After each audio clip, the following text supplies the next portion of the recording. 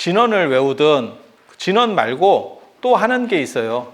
진언 말고 또 하는 게 경전 이름을 외우는 게 있어요. 경전 제목.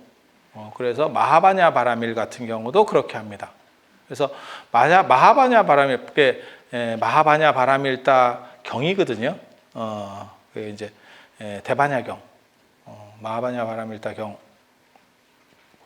근데 그거를 우리가 다 하기가 어렵고 그 안에는 진언이 이렇게 딱 떨어지게 어느 정도 맞춤한 진언이 잘 안 나와. 그래서 경 제목을 읽죠.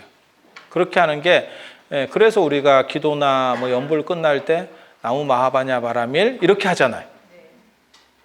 그냥 기억해봐. 그렇게 해요. 지금도 그렇게 합니다. 그래서 그것도 상당히 빈도수가 높아. 그리고 경 제목만 하는 거는 요거 말고 나무 대방광불 하엄경도 합니다. 그런데 대방광불 하엄경 할 때보다는 마하바냐 바라밀은 많이 해. 그냥 생각을 해봐. 반야신경 안 외울 때도 신중단 축원 같은 거 끝나고 끝낼 때는 나무 마하바냐 바라밀, 마하바냐 바라밀, 나무 마하바냐 바라밀, 마하바냐 바라밀, 마하바냐 바라밀, 나무 마하바냐 바라밀 이렇게 해서 끝내버리거든요. 그러니까 마하바냐 바라밀을 생각보다 참 많이 해. 끝날 때 언제나. 그래서 그게 어떻게 보면 반야경을 대표하는 진언격입니다. 진언격이에요. 그리고 금강경은 의외로 진언으로 잘 안 해. 금강경 진언도 있습니다. 조계종 표준 금강경에도 맨 뒤에 진언이 나옵니다. 근데 금강경은 사실 진언을 사람들이 잘 안 하는 이유가 뭐냐면 제가 보기엔 경전이 짧아서요. 경전이 짧아서. 그게 첫째 이유인 것 같아요. 그냥 읽어도 돼, 그 정도면. 굳이 진언 안 하고 그냥 읽을 수도 있을 정도의 분량이야. 마하바냐 바라밀은 왜 하느냐? 야, 그거 못 읽어. 그거 못 읽어. 그래서 그 제목만 가지고 하는 거고, 그래서 제목의 모든 뜻이 다 담겨져 있다. 완전한 것은 제목만으로도 대표성을 가진다. 라고 하는 것 때문에 이렇게 한다라고 보시면 돼요. 그래서 제목을 읽는 거는 사실은 세 가지 경전밖에 없어. 마하바냐 바라밀, 그 다음에 나무 대방광불 하엄경, 나무 묘법 연화경. 세 가지 경전밖에 없어요. 열반경도 안 들어갑니다. 그리고 의식 같은 거 이렇게 할 때 보면 실제로 나무 대방광불 하엄경을 합니다. 그게 이제 제 같은 거 지내고 할 때 보면 이렇게 들을 수 있어요. 우리가 하거든. 그래서 그렇게 생각을 하시면 돼. 그리고 이런 거가 그러니까 제일 센 거를 지금 말씀드리는 거예요. 제일 핵심적인 거, 센 거, 아제아제 바라아제를 하든지. 저도 그래서 한국일보 칼럼 제목이 제 단독 칼럼 제목이 아제아제 바라아제예요. 선생님 뭐 하실래요? 이러더라고. 그게 원래 제가 찍기다시로 들어갔거든. 어디든 다 마찬가지예요. 처음에 한번 써보라 그래. 하고 한 번 기회를 주고, 그리고 다른 팀들하고 이렇게 섞어가지고 팀으로 팀플레이를 시켜. 그래서 목사하고 신부하고 이렇게 돌아가면서 하는 거예요. 그렇게 하는 거고, 그 다음에 나중에 이 사람은 괜찮겠는데, 다 외부 평가나 뭐 이런 걸 받아. 그러면 단독으로 줍니다. 독방 얻으면 최고급이에요. 독방 얻으면 인생이 그런 거예요. 그래서 사실 그렇잖아요. 뭐 어디 사무실이나 총무원에 갔을 때도 누가 높은지, 조계종 총무원에 갔을 때 누가 높은지 방 있냐만 보면 돼. 저 사람 방 있냐? 아니면 파티션으로 갈라놨냐? 그러면 그냥 별 볼 일 없는 거예요. 뭔 뜻인지 아시겠어요? 아마 회사도 마찬가지일걸? 방이 있는 사람이 다 높은 사람이에요. 이렇게 딱 맞잖아. 그래서 그런 거 생각하시면 돼요. 그래서 아제아제 바라아제, 그 다음에 육자 대명왕 진언, 온만이 반매옴, 그리고 경전 제목으로는 마하바냐 바라밀. 화엄경보다 나무 대방광불 하엄경보다 마하바냐 바라밀이 더 많아. 그래서 이렇게 세 개가 최강급이다라고 생각을 하시면 돼요. 최강급이다라고 생각을 하시면 되고, 그 다음에 보살명호로는 보살명호, 사람 이름을 부르는 걸로는 관세음보살하고 지장보살이 투톱 체제입니다. 이 바닥에. 저는 사실 전설의 고향이나 이런 걸 볼 때 스님들이 나오면 언제나 하는 게 나무아비탑을 관세음보살 이렇게 연부를 해요.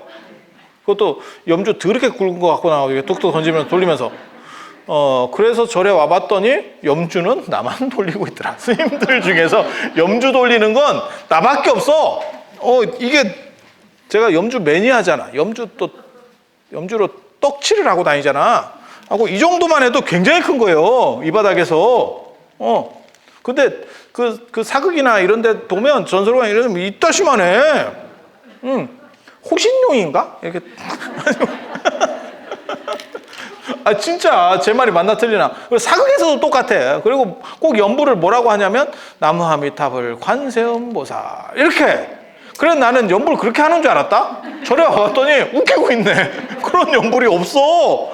관세음보살이면 관세음보살이고 나무아미타불이면 나무아미타불이지. 이게 짬짜면이지. 짬짜면 없더라고. 근데 그거를 지금도 아마 사극에서 계속 그러고 있을걸? 그게 어떤 특징적이야. 왜 그렇게 하는지를 모르겠어. 정확하게. 그렇게 해서 나무아미타불을 그럼 많이 하느냐? 잘 안 합니다. 절에서 이렇게 여러분이 한번 다녀보시면 관세음보살이 최강입니다. 최강입니다. 그리고 이제 재 지낼 때나 이런 때 관련해서 지장보살 하는 경우가 있고 그 외에는 잘 안 합니다. 미륵보살, 약사열애불 안 합니다. 까놓고 얘기해서. 제가 이렇게 보기에는. 석가모니 부처님은 1년에 하루 합니다. 부처님 오신 날. 왜? 생일빵인가? 왜냐하면 이런 말 해서 되는 거 모르겠다. 등 팔아먹은 자의 상도덕이에요.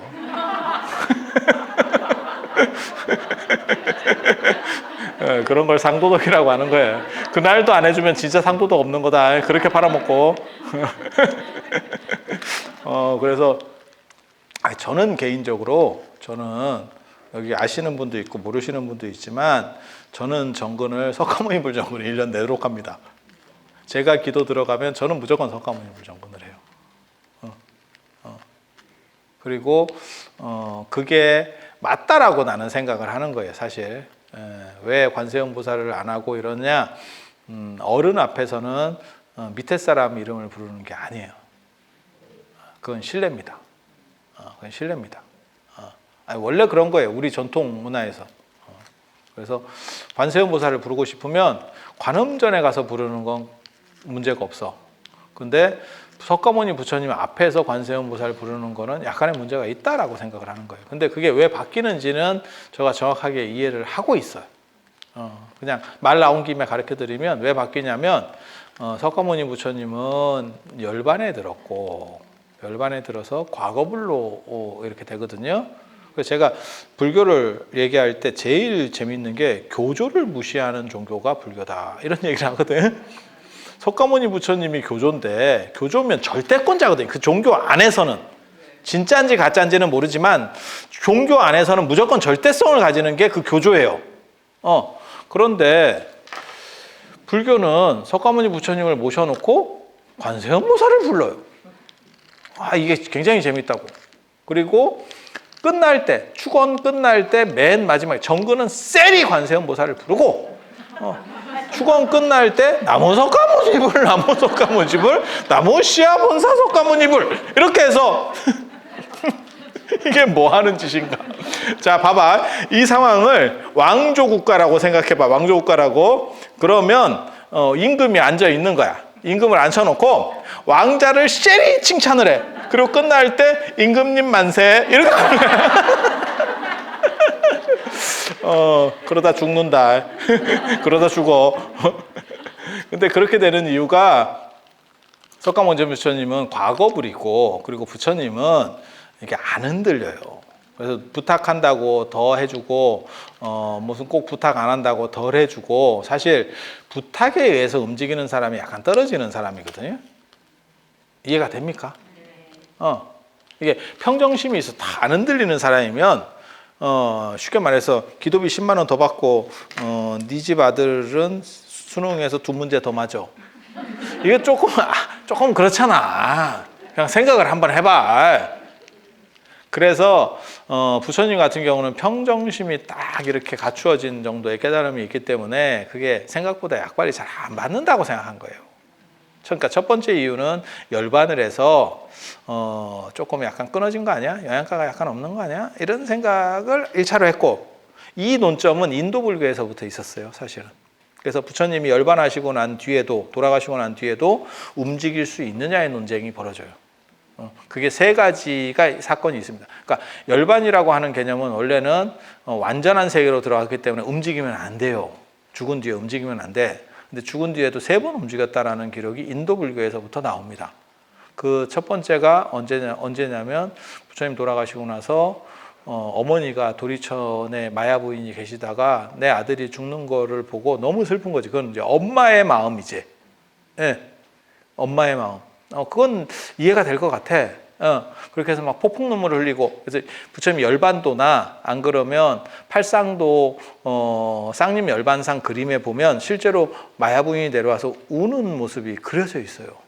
일본 열반도는 굉장히 리얼하게 그려져요. 진짜 막 폭풍, 진짜 눈물을 막 이렇게 흘리고 있습니다.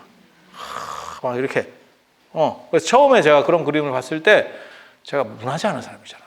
그래서 그런 그림을 봤을 때, 야, 참, 자식이 저렇게 커도 우는 게 부모인갑다. 그 그림을 보면서 그런 생각이 진짜 들어. 그러니까 뭐 어려서 죽는 것도 아니고 지금 80이잖아. 80이 돼도 그거를 너무 슬픈 게 부모의 마음인갑다. 이 생각이, 그런 게 부모의 마음인갑다. 아니 뭐 제가 그걸 느끼지는 못했으니까. 여러분도 부모래도 80된 자식이 있진 않잖아. 안 그래? 80된 자식이 있어? 80된 자식이 있을 정도면 그냥 계산으로 아무리 빨라도 100인데? 100인데 여기 오실 정도면 건강하신 겁니다. 그래서 그게 그림으로 있어요. 그래서 경전에는 뭐라고 나오냐면, 그때 엄마가 너무 슬프게 우니까 일어나서 어머니 저 괜찮아요 이렇게 얘기했다는 거예요. 그리고 어차피 태어난 사람은 한번 죽을 수밖에 없으니까 그렇게 슬퍼하지 마세요. 그래서 어머니를 위로하는 대목이 나옵니다. 열반하고 난 뒤에. 그게 첫 번째 스토리고, 두 번째는 뭐냐면, 아난이 운구를 이렇게 옮기는데, 그때 마가섭 오기 전이에요. 운구를 옮기는데, 이게 쉽게 말해 시신을 옮기는데, 법구라고 하거든요. 이렇게 시신을 옮기는데, 그걸 인도 불교식 용어로 쓰면 살입니다. 살이가 시체도 살이에요. 화장하고 난 뒤에 것만 살이가 아니고 시체도 살이에요. 그래서 살이를 이렇게 옮기는데 이쪽 길로 가야 되나 저쪽 길로 가야 되나, 이쪽인가 이랬다는 거예요. 그랬더니 부처님께서 오른팔을 이렇게 딱 끄집어내서, 야, 야, 깜빡이 켜! 이렇게 하셨다는 게 한 가지 있고, 그 다음에 세 번째가, 여러분은 다 그 얘기는 다 들어서 아실 거예요. 그게 이제 마하가섭 곽실상부. 마하가섭이 떨어져 있어서 부처님 돌아가신 거를 늦게 알고 이렇게 좀 늦게 온 거죠. 그래서 부처님 발에다가 인사를 하려니까 인도 사람들은 발에 그렇게 인사를 해요. 그래서 발에다가 인사를 하려는데 입관을 해버린 거예요. 관에 다 들어가 있어. 그러니까 어떡하지? 관을 열 수도 없고 어떡하지? 이랬더니 부처님께서 친절한 부처님입니다. 자, 이제 여기! 이러면서 내밀어줬다는. 자, 여기! 이렇게. 그게 이제 곽실상부거든요. 곽실상부. 그리고 나서 인사 끝났습니다. 이러니까 샥! 했다는. 이거 굉장히 재밌는 거예요. 이게 뭐냐면, 아난하고 가섭 중에 누가 더 정통성을 가졌느냐라고 하는 내포 의미가 하나 있고, 그 다음에 부모님에 대한 게 불교 쪽에서는 상당한 엄마에 대한, 정확하게 말하면 엄마입니다. 엄마에 대한 게 상당한 트라우마가 있었다는 거를 짐작해 볼 수 있어요. 왜? 부처님 낳고 일주일 만에 마야 부인이 돌아가시거든요. 그거는 이제 해석하기 나름입니다. 저는 그걸 뭐라고 해석을 하냐면, 룸비니 동산에서 갑자기 애를 낳으니까, 친정 가는 중간에 낳으니까 이게 제대로 처리를 못해서 아마 감염이 돼서 돌아가셨을 거다라는 게 합리적 추론. 근데 옛날 사람들은 어떻게 생각하냐면, 조선시대도 그런 거 있어요. 엄마 잡아먹은 자식. 뭔 뜻인지 아시겠어요? 그게 조선시대에는 엄마 쪽은 상대적으로 약한데 아빠 쪽에 그게 있어요. 그래서 유복자라고 하는 게 있어. 굉장히 욕 중에 하나입니다. 그게. 그러니까는 임신한 상태에서 아버지가 돌아가신 상황이죠. 그걸 유복자라 그러잖아요. 근데 유복자가 저게 그러니까 그 할머니 입장에서 뭐라고 나중에 얘기하냐면 저게 지혜비 잡아먹은 자식 이렇게 얘기한다고. 그런 표현 어렸을 때 못 들어보셨어요? 아들이면 할머니가 그 얘기를 못해. 손자니까. 손자한테 할머니는 밥이거든. 근데 그게 딸이잖아.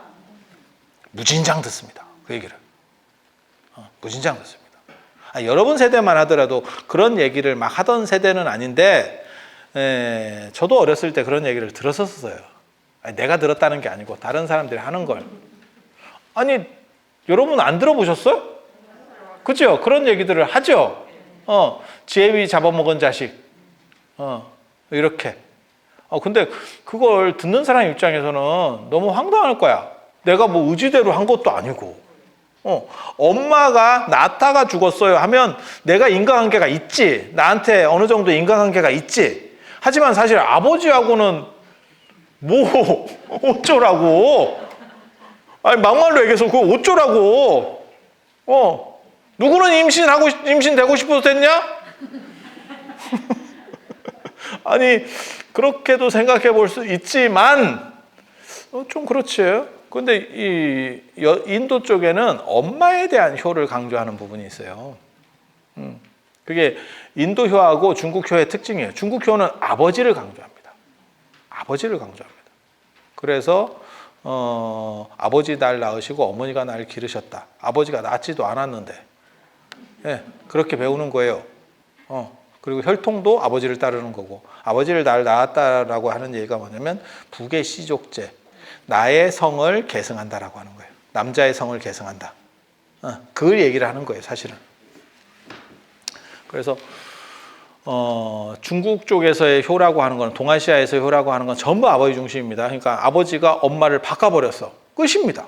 어디서도 왕실에서도. 그게 패비운씨 사건 뭐 이런 거잖아요. 그 새로 엄마를 들여가지고 야, 오늘부터 얘가 엄마야. 이러면 엄마? 이렇게 가는 거지. 이게 뭔가? 이렇게. 사도세자나 이런 비슷해요. 그 엄마하고 몇 살 차이 안 난다니까? 사도세자하고 엄마하고 몇 살 차이 안 나. 영조가 오래 살면서 저걸 드리니까 후처를 젊은 사람을 드리니까 그렇다고 후처를 할매를 드릴 수는 없잖아. 내가 왕이고 오래 살았으니까 그러면 할매부터 시작할까? 60을 간택 인원은 나이로 할까? 60의 처녀가 어디냐 그 시절에.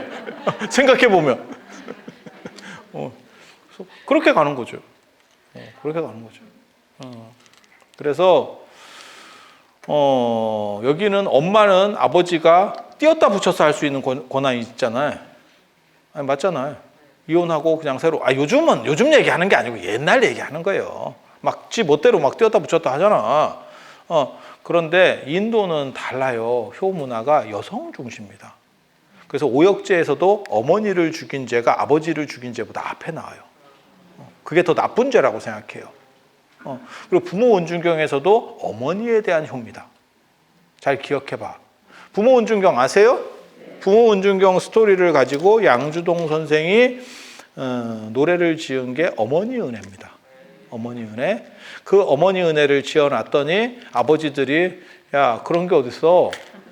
그 어머니 은혜를 바탕으로 어머니 날이 만들어졌거든요. 그래서 그런 게 어딨어 라고 하는 바람에 어버이날로 바뀌었고 하지만 그 노래는 그대로 계승되어 있기 때문에 우리가 어버이 은혜를 부르다 보면 진자리 마른 자리 가라 누시고 뭐 어쩌고 저쩌고 나오는 것들이 다 엄마 스토리라. 아빠 스토리가 없고 아빠는 수탉이고 아빠는 등장을 안 해. 아니 이 얘기를 봐봐. 어버이 은혜 노래 가사를 이렇게 상기해 보면 아빠 공간이 없어요. 그래서 인도는 엄마에 대한 건갑다 라는 생각을 하게 되는 거지. 그리고 이런 거 내가 밝혔다니까. 인도의 효는 어머니에 대한 효다. 라고 하는 걸 내가 밝혔다니까. 이게 효의 특징이에요. 인도 효의 특징. 우란분절 때도 봐봐. 청제 부인 목건전의 엄마잖아. 아빠는 어디 갔는지, 지옥에 갔는지 어디 갔는지 몰라. 스토리가. 엄마야, 엄마. 나 엄마 건질래? 이러면서 엄마 찾아 산말리로 가는 게 아니오. 그 엄마 찾아 산말리의 원조가 목건전이라니까. 지옥도 가고, 막 아기 세상도 가고, 그랬더니 엄마가 막 워낙 이상한 짓을 많이 해서. 그래서 무슨 얘기를 우리가 우란분경이나 목련경을 통해서 뭘 할 수 있어? 인생 편하게 살려면 보험을 하나 들어야 된다. 그리고 보험 중에서 제일 좋은 보험은 아들이다. 이게 무슨 개똥 같은 결론이야.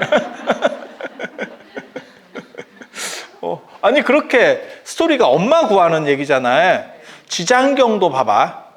엄마 구하는 스토리예요. 아빠 구하는 스토리가 아니에요. 동아시아 같았으면 무조건 아빠를 위해서예요.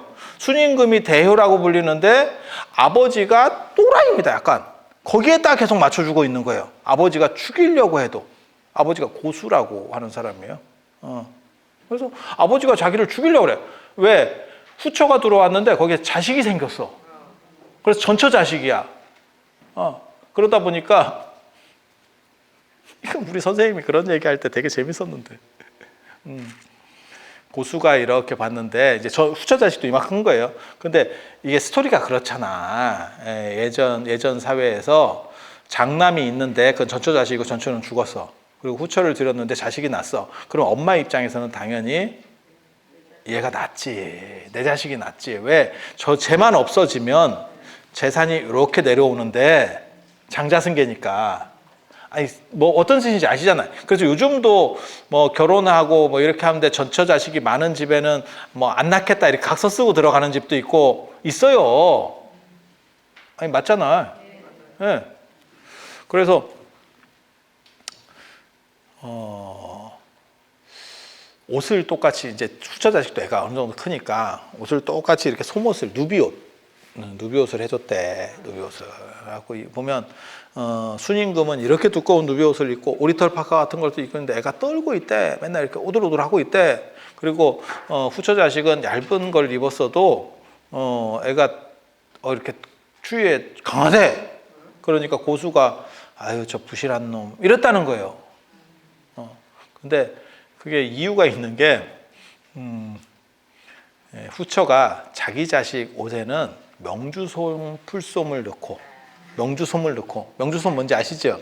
비단 이렇게 해가지고 솜처럼 이렇게 넣으면 그건 따시거든 되게. 그리고 순임금 옷에다는 갈대를 칼대 이렇게 보면 약간 털같이 생겼잖아. 그거 넣는데 그러니까 보온에서 이게 완전 차이가 나는 거예요. 그러니까 이러면 오돌오돌 떨고 있는 거고. 그래갖고 쟤는 좀 부실해서 그래요. 계속 이제 베개밑송사. 그래서 순임금을 결국 아버지가 죽이려고 두 번이나 시도를 합니다. 그런데도 순임금이 끝까지 따르면서 울면서 따랐다라고 하는 게 그래서 효자라고 하는 거예요. 엄마에 대한 거는 이런 반푼도 없고 순임금 엄마에 대한 얘기는 아무것도 안 나오고, 그러니까 인도하고 중국이 정반대 행사를 하고 있는 거예요. 그리고 봐봐, 저 관무량수경에 보면, 관무량수 서품에 보면 그게 뭐냐면 그런 걸 보고 왕사성의 비극이라 하거든요. 왕사성에서 빈비사라 왕이 그렇게 대단한 왕인, 빈비사라 왕은 진짜 100번을 칭찬해도 될 정도로 굉장히 대단한 사람이에요. 굉장히 어질고 부처님한테도 굉장히 잘했고 이러던 사람인데, 아사세 왕이 아버지가 그때 옆에서 이제 저 제바달다가 부추기거든요. 뭐라고 부추기냐면 너네 아버지는 덕이 있고 사람이 너무 좋고 정치도 잘하고 이렇게 하기 때문에 장수할 거다. 장수할 거다. 나이 차이도 얼마 안 나는데 넌 왕 하겠냐? 이렇게 바람을 넣는다고. 그래서 친위구테타가 일어나는 거예요. 그러니까 못 막아요. 내 옆에 놈이 내 아들이 내가 믿고 있었는데 그 카이사르 죽을 때하고 똑같은 거지. 브루투스 넘어져도 이걸 당한 거지, 한마디로 얘기해서. 그것도 친아들한테. 예. 그래서 유폐가 되고 결국 이제 뭐 죽게 되고 이렇게 하는데, 그 엄마가 위제의 부인이잖아. 그러니까 부인이 위제의 부인이잖아. 그 빈비사랑 마누라가. 그래서 이제 엄마가 몸 안에다가 이렇게 뭐 이렇게 먹을 거를 붙여간대. 뭐 말로는 무슨 뭐 여기다가 뭐 몸에다 붙였다 하는데 그냥 대충 가져갔을 거예요. 그래도 왕비 몸을 수색할 수가 없잖아. 군사가 어떻게 왕비 몸을 더듬어? 더듬다가 날아가려고. 아니 생각을 해봐. 그러니까 왕비님 뭐 없겠죠? 그러면 입 닥쳐 뭐 이런 식으로 해서 들어갔겠지. 알아도 막을 수가 없다니까 이게. 아니 그래 내가 호주머니에다가 내가 왕비인데 호주머니에다가 먹을 거 넣었어. 어쩔 건데 왕비님 그거 빼셔야 돼. 야씨 그럼 네가 가서 빼가든가. 이렇게 나오면 끝이야. 이거 못 넣습니다. 넣었다가 왕비 성추행을 한번 걸려볼 테요. 이렇게 어디를 만져? 이거 시전하면 바로 끝인데. 오늘날도 비슷한데. 그래서 경찰이 여자를 못 잡는다는 거 아니에요. 그게 여경을 뽑는 이유 중에 하나라는 거잖아요. 여자를 체포를 못한대. 어디를 만져를 시전하면. 그러면 어디를 만져야 잡을까? 어디는 거는 만져야 잡는 거 아니요? 수갑을 허공에서 채울 수는 없잖아. 그렇게 되는 거지. 근데 왕비 몸을 만지겠어요. 그게 말 같지도 않은 거지. 예. 그러니까 계속 먹을 걸 넣어줬고, 먹을 걸 넣어줘서 이제 살게 해준 거지. 그 스토리 다 들어봤잖아요. 한 번 정도는. 그때, 그 얘기를 이제, 아사세 왕 같은 경우는 빈비사라 왕이 자기 손으로 죽이기 싫은 거예요. 자기 아버지를 자기 손으로 죽인다는 게 너무 부담이 되니까 그냥 가택연금으로 가다가지고 굶겨 죽이려고 했는데, 그리고 저런 귀한 사람들이 저런 좀 안 좋은 상황에 처하면 더 빨리 죽어요. 우리 같은 사람들보다. 이유가 뭔지 아세요? 스트레스 강도가 훨씬 높아. 물론 뭐 우리나라 대통령들 보면 그런 것 같지는 않더라. 정점을 찍고 들어갔는데도 건강하게 해서 나오던데? 툭 털면서 이게 인간 승리인가? 그런데 귀하게 큰 사람들은 원래 한국 재벌들도 그렇대요. 그러니까 재벌들이 제일 무서워하는 게 깜빵 들어가는 거래요. 돈으로 때우는 거는 버티는데, 그러니까 그 사람들 깜빵이 우리보다 잘 살아요. 그 사람들 깜빵이 우리보다 잘 산다니까?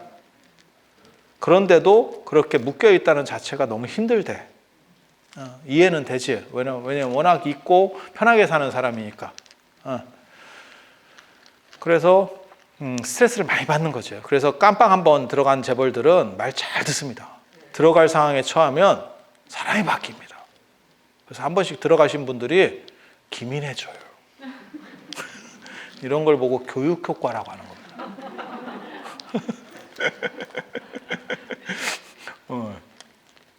그래서 원래 그렇게 귀한 분들이, 어렸을 때부터 귀한 사람은 스트레스를 잘 못 버텨. 그래서 또 돌아가셔야 되는 상황인데, 그러니까 그렇게 죽이고 싶었던 거지. 나는 죽인 게 아니고 미필적 고의로 굶어서 돌아가셨네요. 뭐 이런 식으로 대충 퉁치려고 했는데 엄마가 계속 파리파리 싸갖고 가니까 미치겠지. 그리고 저 양반이 워낙 덕이 있는 임금이니까 연상훈 같으면 사실 그게 아무 문제가 없어요. 왜? 반정이 안 일어나. 걔한테 하도 뒤어가지고. 근데 이 양반은 굉장히 잘했던 사람이기 때문에 이 양반이 살아있으면 내가 위험합니다. 내가 반정을 한 거기 때문에. 맞잖아. 누가 생각해봐도. 그러니까 어떻게 되냐면 이게 엄마가 내 등에 칼을 꽂는다 이렇게 생각하는 거지. 엄마 입장에서는 자식도 자식이고, 야 근데 빈비사랑은 진짜 잘했는가 봐. 보통은 이런 상황이 닥치면 엄마가 아들 편을 들어요. 아들 편 들어. 몰라, 여러분들은 남편 편을 들지 모르겠는데 아들 편 듭니다. 그거 저 한중록에도 나오잖아. 한중록에. 저 어렸을 때 그 한중록 보면서 굉장히 그 대목을 굉장히 슬프게 읽었었거든요. 영조가 사도세자를 죽이려고 너 나와라 한 거예요. 근데 사도세자도 이제 눈치가 있지. 사도세자가 좀 이렇게 영민했던 사람이거든요. 기록에 보면 어렸을 때 굉장히 영민했거든요. 근데 아버지가 너무 이제 세니까 약간 애가 좀 헛가닥한 거는 맞아. 사도세자가 왕궁 안에 죽인 사람만 100명이 넘어요. 그러니까 이제 뚜껑이 열리면 눈에 보이는 게 없는 거야. 하고 자기가 제일 사랑하던, 그러니까 첩이지, 이렇게 벼루 던져서 죽인. 벼루를 던졌는데 걔는 사도세자를 사랑했기 때문에 안 피했어요. 그래서 벼루를 맞아서 죽는 사건이 벌어져. 그것도 너무 슬픈 사건이야. 자기는 눈이 뒤집어져서 벼루를 던졌는데 그걸 좀 피하지. 맞아가지고 죽었어. 근데 걔가 사도세자가 제일 사랑하는 여자였었거든. 야 미치지. 야 미치지. 그래서 눈이 다시 눈깔이 돌아와가지고 내가 죽였다는 걸 알게 됐을 때, 야, 그 스트레스도 말도 못했을 거예요. 죽는 사람도 물론 굉장히 참 고통스러웠겠지만 죽인 사람 입장에서도 아니 그렇지 않을까? 저는 그런 걸 보면서 좀 여러 생각을 했는데, 근데 사도세자 원래 마누라가 해경궁 홍씨잖아. 홍봉한 그 딸이잖아.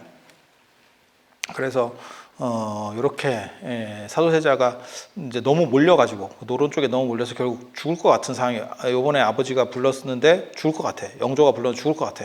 그러니까 나갈 때 아버지한테 나갈 때 느낌이 안 좋아. 그래서 정조 이산 모자를 쓰고 나가려고 하는 대목이 나와요.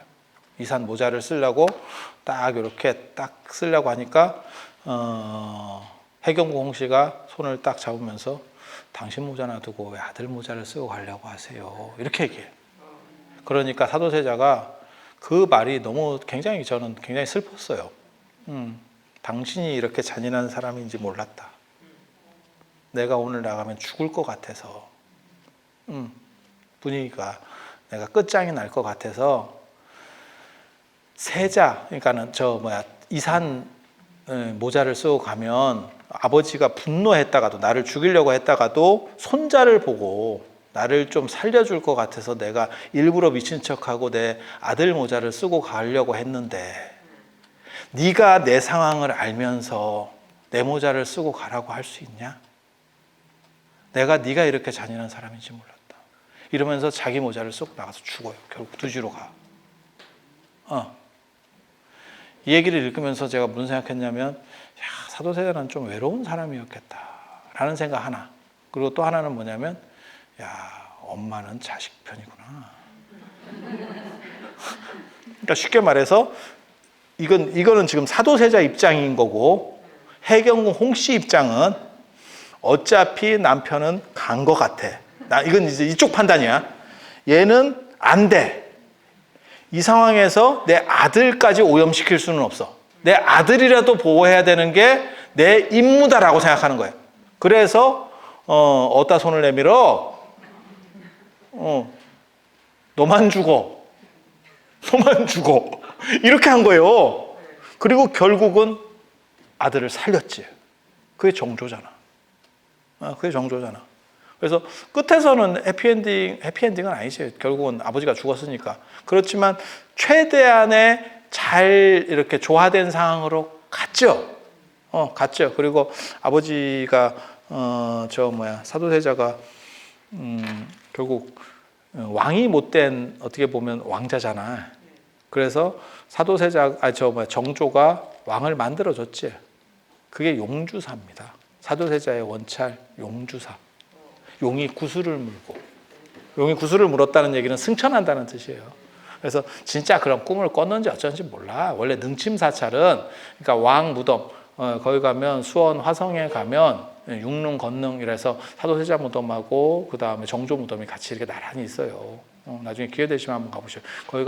거기서 사도세자 무덤이 최고 명당입니다. 조선 최고 명당, 음택지 중에서 한양 근처에 있는 최고 명당. 80리 안에만, 한양을 중심으로 해서 80리 안에만 무덤을 쓸 수 있기 때문에 거기서 최고 무덤자리 세종대왕 무덤자리하고 사도세자 무덤자리입니다. 참고로 그냥 알아두세요. 그리고 사도세자 무덤자리는 백리입니다. 그래서 무덤을 못 써서 나중에 정조가 왕명으로 거기를 80리로다가 줄여버려요. 축지법을 써서 거기에 무덤을 쓰고 이런 사건들이 있습니다. 그리고 능침원찰이라고 하는 건 뭐냐면 자기 아버지의, 그러니까는 그 왕의 죽은 선왕이든지 뭐 왕족이든지 그 사람의 명복을 빌어주는 사찰을 짓는데 대부분 그거는 봉자, 봉은사, 봉선사 하듯이 이런 게 들어가요. 안 그러면 나라국자가 들어갑니다. 나라국자가 들어가. 봉국사, 봉은사, 봉선사, 그다음에 국령사, 국령사 아닌가? 그래서 그런 식으로다가 이렇게 들어가는 게 특징인데, 사도세자가 정조가 그렇게 얘기해요. 그냥 지가 지어낸 말 같기도 하고, 내가 보기에는 약간 꼬롬하거든. 그 절을 짓고, 아버지를 위해서 절을 짓고, 잠이 이렇게 이장을 하고 나서 절을 이제 짓고 이렇게 잠이 들었는데, 꿈에 용이 여의주를 물고 승천하더래. 그래서 용주사라고 하라고 했다. 태몽 아니요? 근데 너무 상황이 딱 드라마틱하게 맞잖아요. 그래서 아버지를 신원해 주는 걸 가지고, 그러니까 원한을 풀어주는 걸 가지고 자기가 스토리를 만들었을 수도 있겠다라는 생각은 해요. 왜냐면 아우가 너무 잘 맞으니까. 아우가 너무 잘 맞지. 그래서 우리 아버지는 이제 왕이 된 거야. 그렇게 해서 끝난 게 아니야. 라고 신하들에게 보여주는 거예요. 그런데 문제는 그게 객관적으로 존재했던 사실이 아니고 내 꿈에 이거 조금 냄새가 나잖아. 여러분들은 이제 이런 거를 이렇게 기록에 나오면 여러분들은 잘 믿으시고, 우리 같이 이제 공부하는 사람은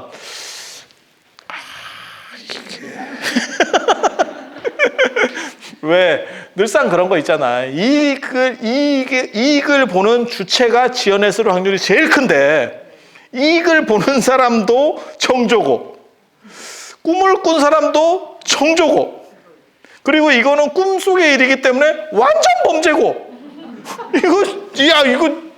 이걸 사실로 받아야 될까? 사실로 받아들이면 이게 산타크루스가 존재한다는 거 거의 비슷한 설정이거든. 조금 냄새는 나는데 미담으로 그렇게 해서 그냥 나름의 해피엔딩, 원을 푸는 것까지. 물론 정조가 효자라서 잘 좋게 끝났을 수도 있어요. 사실일 수도 있어. 우리 같은 사람이 신심이 부족해서 이렇게 약간 의심하는 걸 수도 있는데, 그건 나중에 제가 죽은 뒤에 정조 보면 한번 물어보는 걸로. 그런 정도로 하고, 그래서 중요한 거는, 기도와 관련해서 중요한 거는, 자, 한 번 더 정리를 해드릴게. 제일 센 거, 아제아제 바라아제거나 오마니 반매옴. 그리고 천수경 안에 다 들어있다. 그 다음에 사대주, 불설소재길상다라니, 수능음신주, 관세음보살모다라니, 이런 거, 네 가지. 이거는 원래는 예불 끝나고 늘상 했었어요. 지금 없어진 거예요. 최근에 없어진 거예요. 그리고 능엄주 완독도 합니다. 수원 복령사 같은 데는 능엄주를 예불 끝나고 다 외우더라고요. 그리고 성철 스님도 아마 능엄주 외우는 걸 제가 알기로는 많이 권했던 걸로 알고 있습니다. 그리고 그 외의 것들은 다 요즘 나온 거는 모르겠어요. 되는지 안 되는지 저도 잘 모르겠지만 그건 족보가 없는 거라더라. 그리고 경전과 관련해서는 마하바냐 바라밀, 제일 많이 하는 건 마하바냐 바라밀이 원톱이라더라. 그리고 명호와 관련해서는 관세음보살, 그 다음에 두 번째가 지장보살이고, 부처님 이름들은 생각보다 잘 안 부른다더라. 그리고 부처님 이름을 잘 안 부르는 이유 중에, 석가모니 부처님 이름을 안 부르는 이유는 그분이 열반하셨기 때문에 영험할까라고 하는 생각. 그리고 그거는 초기 불교에서부터, 인도에서부터 계속 얘기들이 좀 오락가락 했었다더라. 그리고 실제로 부처님은 평정성을 가진, 살아계시더라도 평정성을 가졌기 때문에 누군가를 막 이렇게 구원해 주기보다는 평등하게 대하기가 쉬운 거죠. 공평한 사람. 그래서 이것 좀 들어줘요. 이렇게 한다고 해서 안 들어준다는 거죠. 근데 관세음보살은 슬픔이 있기 때문에, 그건 중생에 대한 연민이에요. 그래서 들어달라고 하면 들어주기 때문에 그 관세음보살한테 매달리는 게 낫겠다. 같은 값이면 약발 받는 대로 간다. 이렇게 해서 염치불구하고 부처님 앞에서 관세음보살을 부른다더라. 그럼 부처님이 짜증을 내느냐? 보통 같으면 짜증을 낼 건데 부처님은 평등한 마음을 가졌다 그랬잖아. 그러니까 짜증도 못 내고 가만히 있어야지. 이건 건가? 인생이 이런 건가? 내가 한국까지 와갖고 이런 수모를 당해야 되나? 이렇게 하고 계시는 거야. 그래서 관세음보살은 여러 가지에 이렇게 관심이 굉장히 많기 때문에 그래서 관심보살이고, 관심이 참 많고, 그리고 기도에 있어서 제일 중요한 거는 이 세 가지가 있는 거예요, 지금. 진언, 그 다음에 경전 이름, 그 다음에 명호 부르는 거. 세 가지가 있는 거예요. 지금 기도 얘기하는 거예요, 사실은. 그리고 여기서 중요한 건 뭐냐면 내 호흡에 잘 맞는. 그래서 부담이 안 되게 내가 잘 할 수 있는 거를 그 중에 하나를 찾아서 반복적으로 하는 거예요. 그러면 호흡 리듬과 나의 어떻게 보면 내가 하는 뭐 그게 진언이 됐든 불보살 명호가 됐든 뭐 경전 이름이 됐든 마하바냐 바라밀이 좋든 그렇게 해서 그게 단순 반복적이면서 호흡과 잘 맞아 들어가면 내가 연불산매로 넘어가요. 그래서 기도를 진행할 때는 내 스스로가 평안해지고 그 다음에 그게 가피를 터뜨릴 확률이 극단적으로 높아집니다. 증대합니다. 사실 저는 가피가 굉장히 좋은 거라고 생각을 하거든요. 가피가 안 나오면, 그러니까 뭐하고 똑같은 거냐면, 야, 건강하려고 운동하지. 그것도 말이 되죠. 근데 운동을 해서 살도 빠졌어요. 좋은 거 아니요? 이 세상에는 건강하지만 살찐 사람도 있어요. 강호동 굉장히 건강한 사람이에요. 아마 근육 지수로만 보면 우리보다 근육이 훨씬 많을걸? 그런 분들이? 그건 운동하신 분의 뚱뚱한 것처럼 보이지만 실제로는 운동한 사람의 뚱뚱함이잖아. 그러니까 지방만 가지고 따지면 우리가 아마 더 많을 거예요. 제가 이렇게 촬영하면 굉장히 뚱뚱하게 나오는데 안 뚱뚱해. 나 진짜. 왜 자꾸 나한테 개 이름 오른다 뚱뚱하다 이러는지 모르겠어. 이거 물광 피부야. 그리고 그냥 보통 아니요? 제가? 그렇게 막 뚱뚱한 거는 아니잖아. 그냥 일반적인 정도이지. 뭐 그냥 딱 줘. 약간 애볐다 그래. 다시 해봐. 애볐다 그래.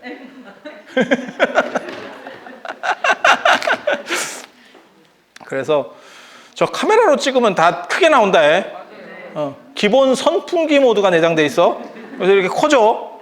그래서 연예인들 진짜로 보면 뭐 CD로 얼굴이 가려져요. 앞으로는 CD로 가려진다는 얘기가 뭔지도 모를 거야. USB로 가려져요. 이렇게.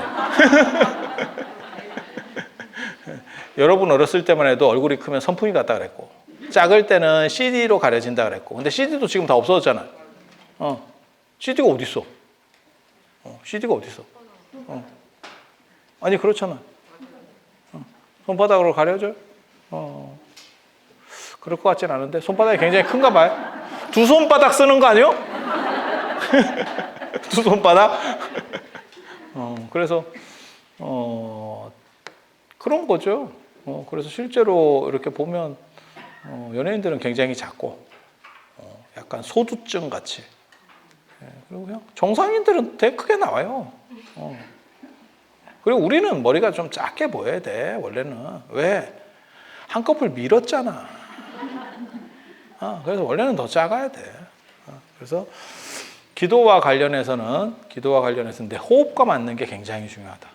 그리고 내 호흡과 맞아서 하면 그게 점점 내 의식들이 이렇게 안정이 되고 끊어지면서 명상 상태 비슷하게 가는 거고, 그래서 염불, 부처님을 생각하는 어떻게 보면 삼매와 같은 식으로다가 그런 거 보고 이제 연불삼매, 그다음에 일상삼매까지 행동하는 데까지 안정적으로 쫙 깔려서 가는 거예요. 마치 비싼 차가 고속도로를 달리듯이 쫙 깔리면서 가는 거예요. 그렇게 안정적으로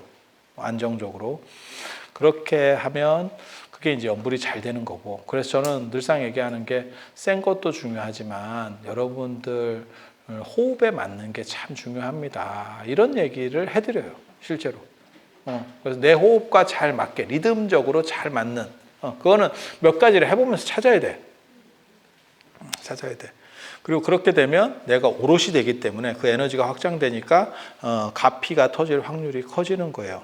뭐하고 똑같은 거냐면 내가 이 세상에는 라디오나 텔레비로 얘기하면 여기 지금 주파수가 다 있는 거죠, 사실. 우리가 수상기가 없으니까 못 듣는 거지. 맞잖아요? 아니 뭐 TV나 라디오 필요 없고 그냥 핸드폰이라고 생각해 봅시다. 그러면 여기도 유튜브 신호나 뭐 이런 게 다 나오고 있는 거죠. 그러면 우리가 단말기를 켜고 그걸 누르면 얘가 잡잖아. 맞잖아. 그 신호를 잡는 거잖아.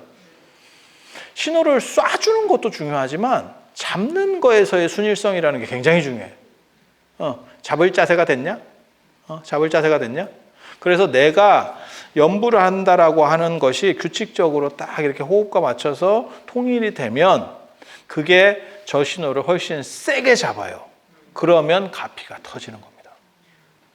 그래서 제가 그런 얘기 하잖아. 전에도 그런 얘기를 잠깐 해드렸었는데 법성계에 보면 의상대사가 우보익생 만어공, 보물비가 금은, 보석, 루비, 다이아몬드가 비처럼 쏟아져도 하늘에서 비 대신에 그런 게 온대. 맞으면 죽는 거 아니요? 우박 아닌가, 우박? 야, 이게 보석은 그나마 좀 모르겠는데 금 떨어지면 죽겠는데? 아니, 가만히 생각해보니까 금덩어리가 떨어져요. 야, 이거 골로 가잖아. 사람이 골로 가잖아. 아니, 그렇지 않아? 그래서 우보익생 만어공, 보석비가 피처럼 떨어져. 보석의 대장은 뭐죠? 루비입니다. 루비. 그리고 유색 보석은 사지 마세요. 백화점에서 파는 것도 가짜 비율이 훨씬 높대. 사지 마세요. 다이아몬드는 영원히 드비어스의 그 광고 때문에 마치 다이아몬드가 떡상을 한 거고 그전에는 사실 별 볼 일 없었어요. 다이아몬드가 별로 그렇게 대단한 거는 아니었어. 그래서 루비의 그 빨간색이 갖고 있으면 모든 삿된 걸 쫓아내거든. 갖고만 있어도 못 들어와요. 나쁜 것들이, 귀신 이런 애들이 못 들어와. 진짜라니까. 귀신이 루비를 하고 싶으면 앞뒤에 2개를 해. 그래야 귀신이 이렇게 더 올라가도 여기 루비 있네 이러고 도망가지. 있는지 모르고 이렇게 하면 앞에만 있으면 뒤쪽에서 오면 만들잖아. 안 그러면 목걸이를 걸어놓고 이렇게 한 번씩 돌려주든 상모 돌리게 하듯이 이렇게 돌려. 그래서 난 끝날 때 됐는데 쓸데없는 소리를 또 했네. 그래서 그런 보석비가 비처럼 떨어져도 자기 그릇 크기만큼만 받아간대잖아. 이거 굉장히 중요한 거예요. 그러니까 쏴주는 힘이 많아도, 그러니까는 주파수가 저쪽이 세도 이 수신기 쪽의 상태가 메롱이면 그걸 못 받아낸다니까. 그러니까 가피라고 하는 거는 쌍방이에요. 쌍방. 그리고 내가 만약에 받으려는 힘이 강하면 저쪽에 에너지가 떨어져도, 그러니까 뭐 와이파이를 쓰든지 뭐 LTE를 쓰든지 내 기계가 좋으면 얘 거는 안 잡혀도 내 건 잡힌다니까. 그러면 가피가 떨어지는 거예요. 그게 가피가 터지는 거야. 그러니까 내게 얼마만큼 안정되느냐도 굉장히 중요한 거예요. 저쪽에서 쏴주는 것만 중요한 게 아니고 내가 그걸 효율적으로 수용해서 잘 받을 수 있느냐?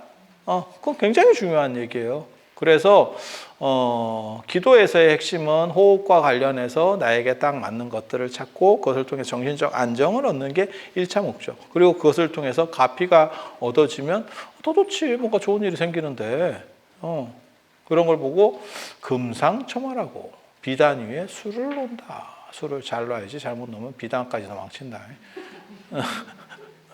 그렇게. 이게 기도의 기본적인 얘기들이에요. 그게 어디까지 간 거냐면 지금 책에 있는 얘기를 한 거예요. 책에 있는 얘기를 한 거야. 그래서 45쪽, 46쪽, 47쪽, 48쪽, 49쪽. 그 다음에 51쪽의 천수경 이야기. 가장 강력한 진은 다 나왔잖아. 내가 다 했다니까. 어쩜 이렇게 책에 있는 걸 안 빼고 잘 할 수 있을까? 내 책이잖아. 내 책이잖아. 그래서 57쪽, 그다음 56쪽까지. 그러면 진원의 의미라는 건 도대체 뭐냐? 라는 이야기 다음 시간에, 오늘은 시간이 됐으니까 다음 시간에 진원 몰라도 해도 됩니까? 뭐 이런 거 물어보시는 분 있고, 그 다음에 재지내고 이런 거 할 때 금강경, 우리 아버지가 금강경 한문을 몰랐는데 한문으로 읽어도 됩니까? 한글로 읽어주시면 안 됩니까? 한글로 읽어주면 깁니다.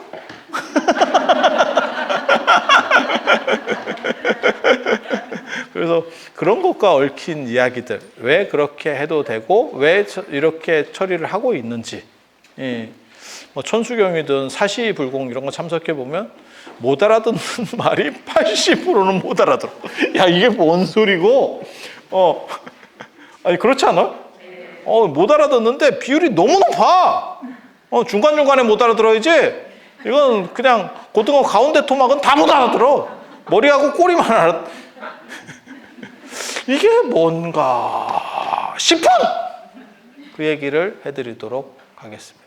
자, 그러면 오늘 이상 마치고 다음에 또 배울 수 있도록 그렇게 하겠습니다. 자, 들어주셔서 감사합니다.